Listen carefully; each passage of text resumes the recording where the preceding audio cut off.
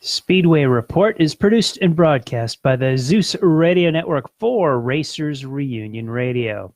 NASCAR's National Series concluded their seasons with their championships at Miami. The Brazilian Grand Prix delivered a dandy of a race. And the difference between those two, well, it gives an example of what I love and what I think is a farce. All this and more. Buckle up. Welcome to Speedway Report for Monday, November the 18th, 2019. From the shores of Lake Norman in Race City, USA, Mooresville, North Carolina, I'm Patrick Reynolds, and thank you for joining the fastest half hour in racing. Have you subscribed to our YouTube channel? Got all these beautiful podcasts up in the world of YouTube. Feel free to hop on along. If you miss one, it'll just dump it right in your inbox. Never miss another Speedway Report. That's a great way to go through the rest of your life, isn't it? Yes, it is. Let's look at the Speedway Report Victory Lane lap. We go through mid-November. Big NASCAR Championship weekend. Big ending for the NHRA. Let's talk. NASCAR's Monster Energy Cup Series raced in Miami last night. Kyle Busch was the winner of the race and the championship. And the Xfinity cars, Tyler Reddick on Saturday, went 300 miles. He won the race and the championship. The trucks raced on Friday night after a bit of a rain delay. Austin Hill won the race. Matt Crafton won the title with a second-place finish. In Formula One yesterday in Brazil, Max Verstappen won the historic Grand Prix there. NHRA was in Pomona, California for their championship round.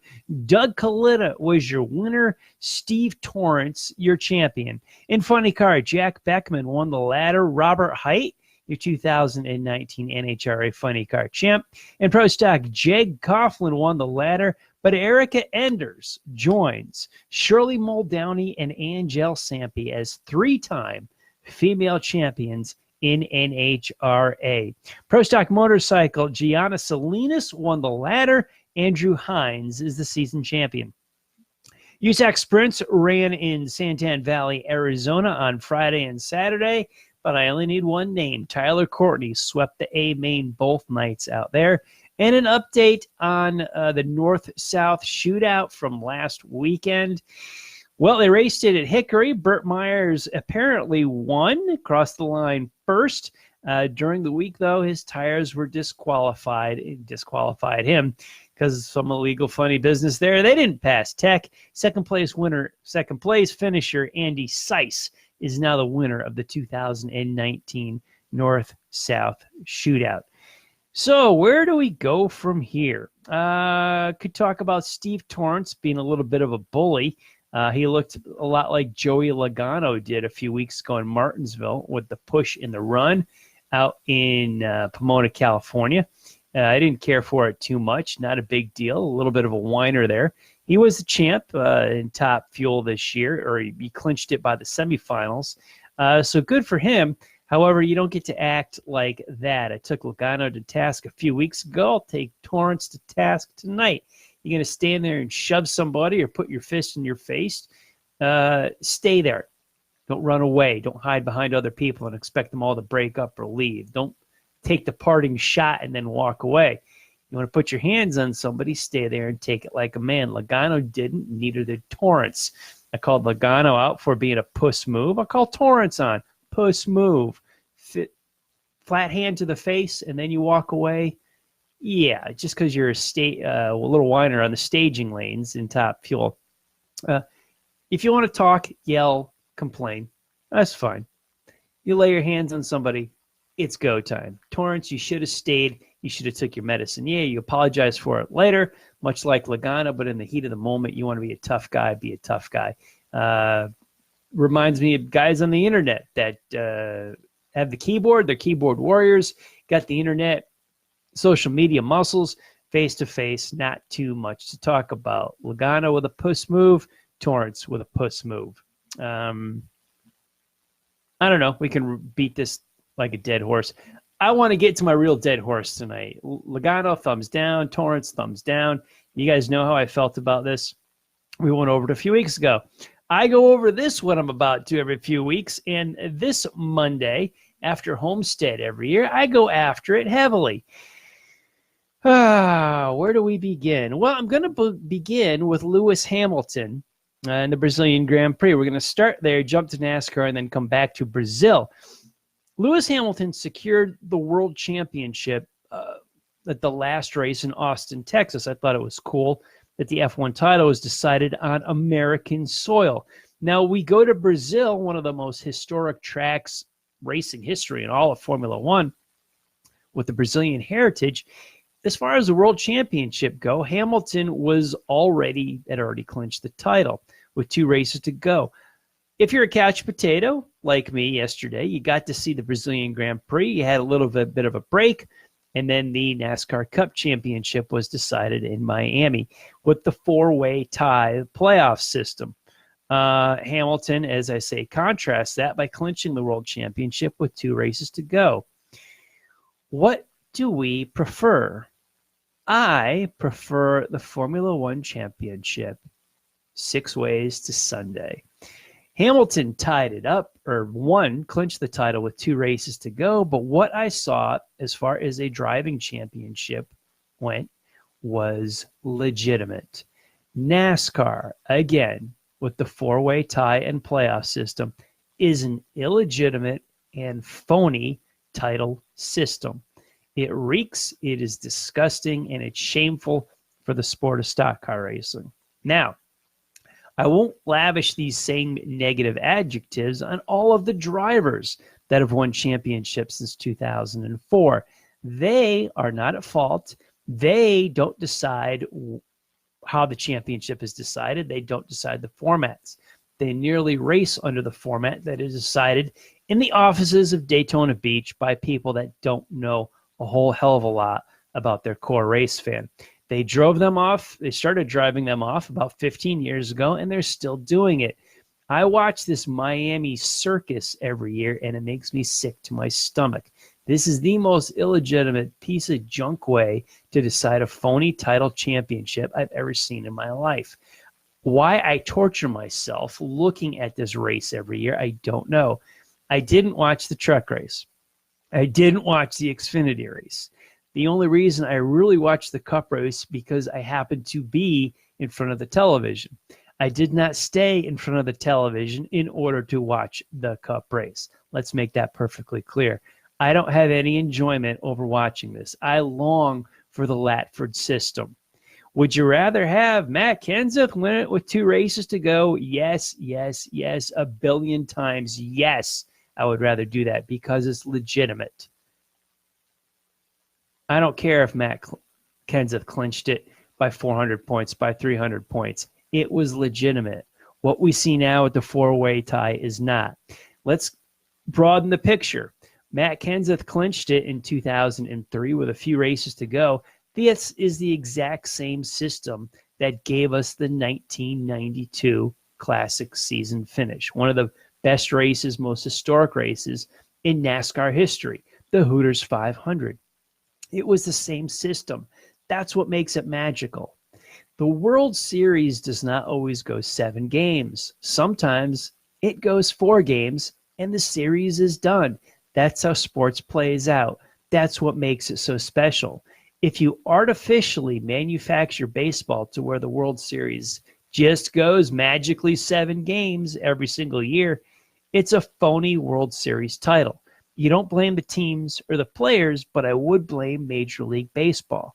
I don't blame the teams or the drivers since 2004, but I do blame NASCAR. This is a crock. I cannot stand it. They got my ratings point by watching the television yesterday because I just happened to see it. This is not a must-see event. It's horrible. I am a fan of the Bob Latford system. This is auto racing. It does not play to playoffs.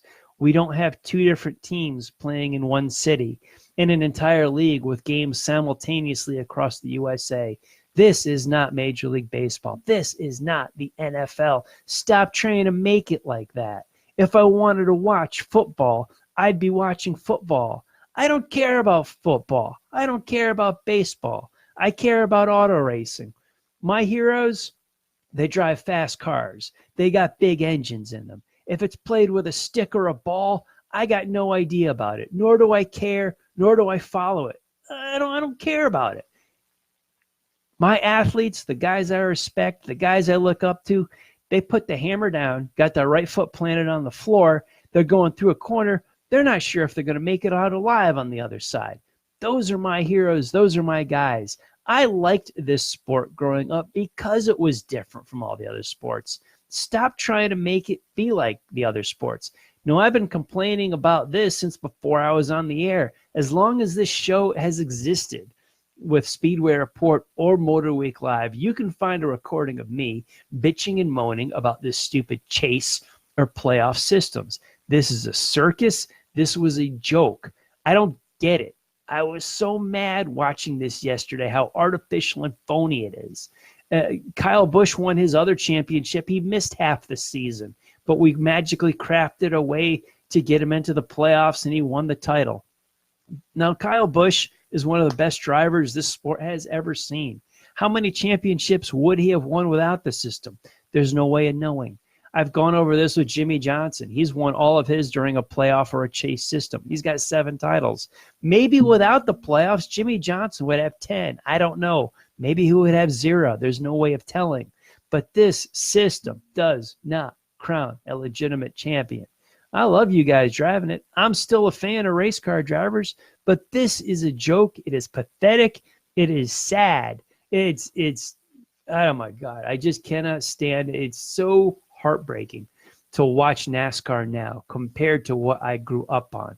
This is miserable. It is terrible. I will keep beating this drum until somebody in Daytona Beach hears me and decides to bring this Latford system back.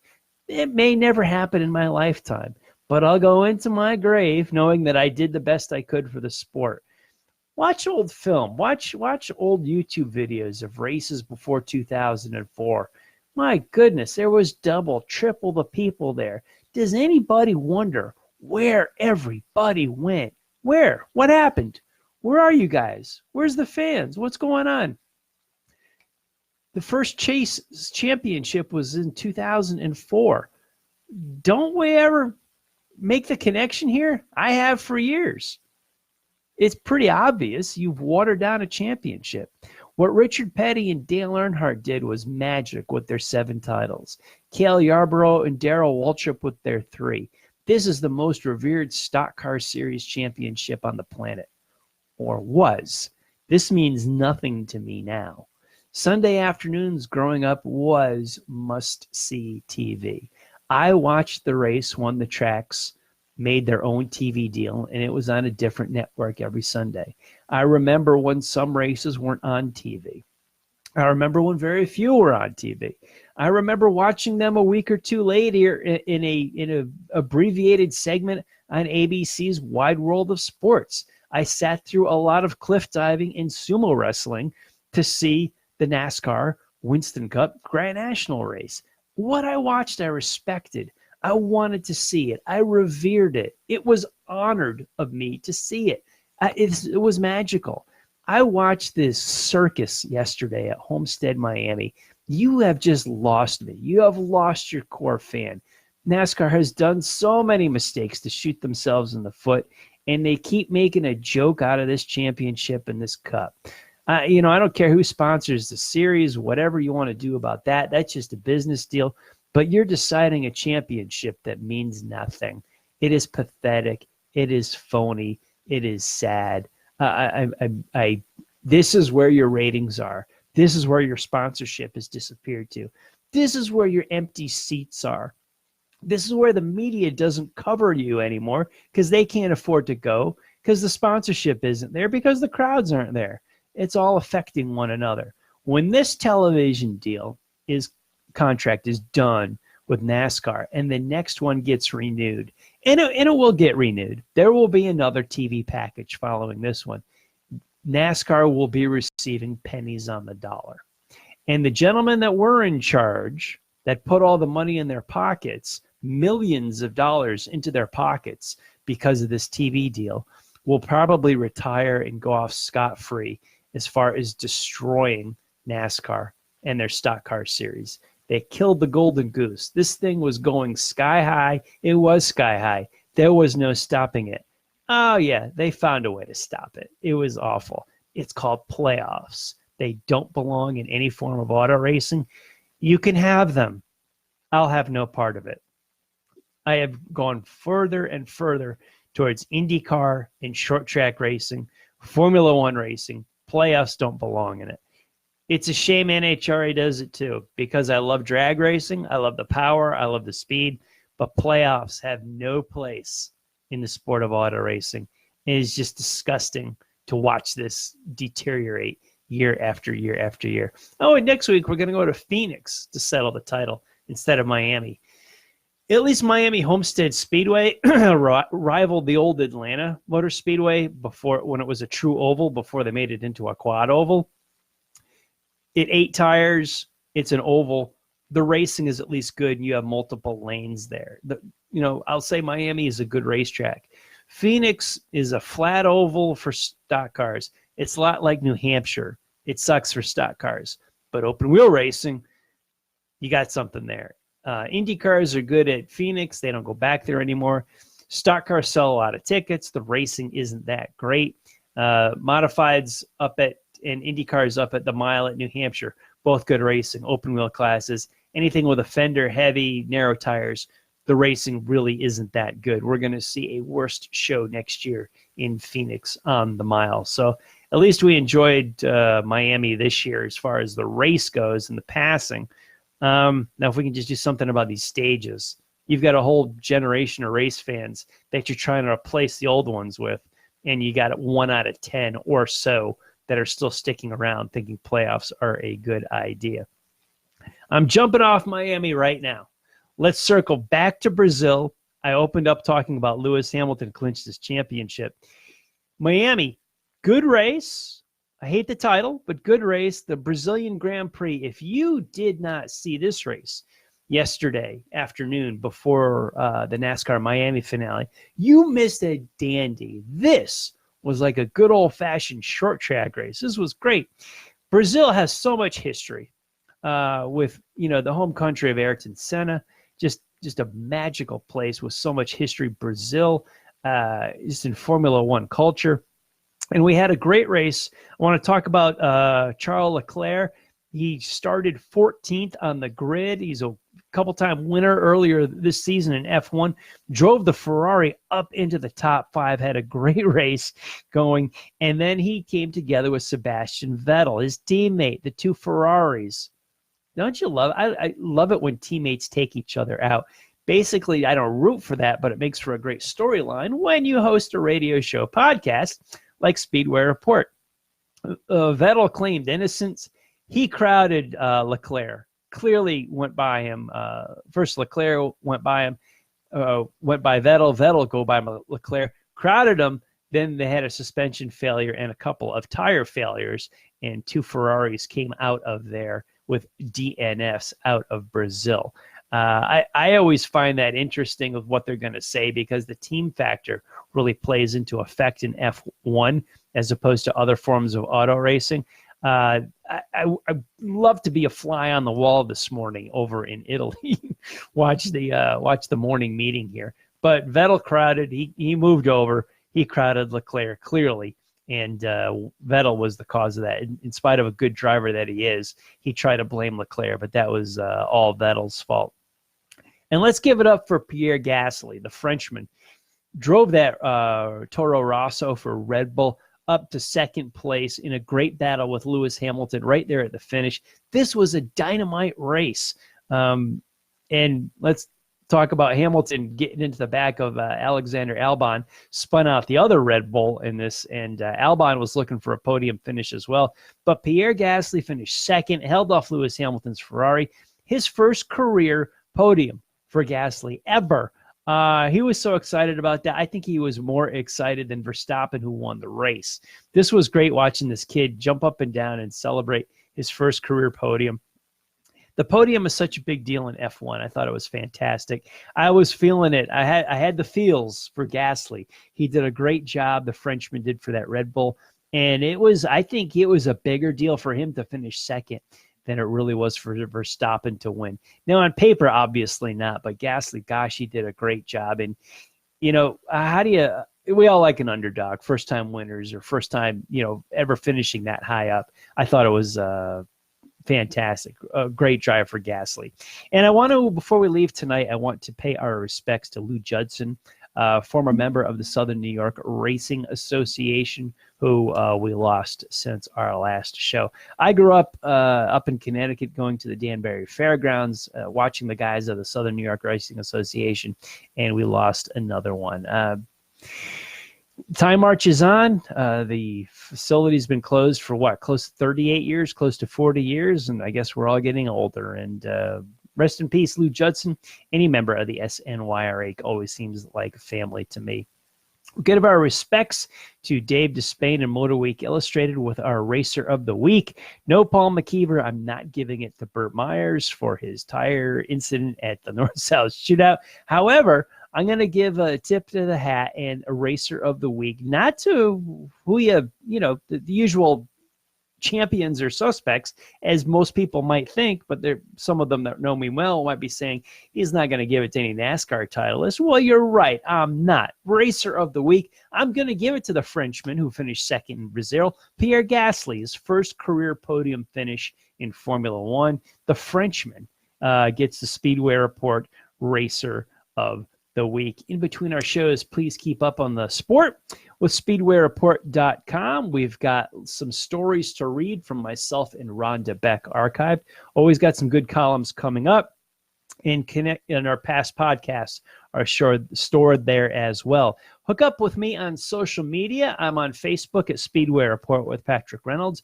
Also like our Racers Reunion page on Facebook. I am on Twitter at Speedway Report and at Speedway Pat. And look for these shows at racersreunion.com in the forum. Like I said at the top of the show, subscribe to our YouTube channel, Speedway Report.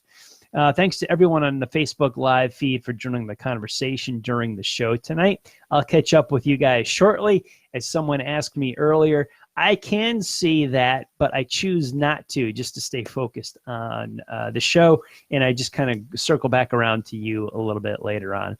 I want to thank all of the military past and present for the freedoms we enjoy as Americans in our daily life, including the simple things like bench racing right here on a Monday night. Freedom is not free, and a veteran paid that bill for us.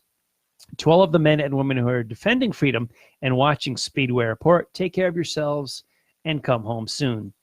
A special salute to the teachers, school staff, firefighters, police officers, and paramedics in our own communities. They are quiet and modest heroes every single day. God bless and thank you. You have been watching Speedway Report from the shores of Lake Norman in Race City, USA, Mooresville, North Carolina. Please like our Facebook page, Speedway Report with Patrick Reynolds, and follow me on Twitter at Speedway Pat. Now, if you're watching us live on Facebook, head on over to the Drag Racing List page, because Drag List Live is coming up in just a few minutes. Bill, John, and Barb got all the straight line talk over there, so go and check out our Racers Reunion family. We'll be back live here on Facebook next week, Monday, November the 25th. We will look at USAC Midgets in California, local short track racing, and a preview of the big Thanksgiving racing weekend. Thank you all for watching. I'll see you next week.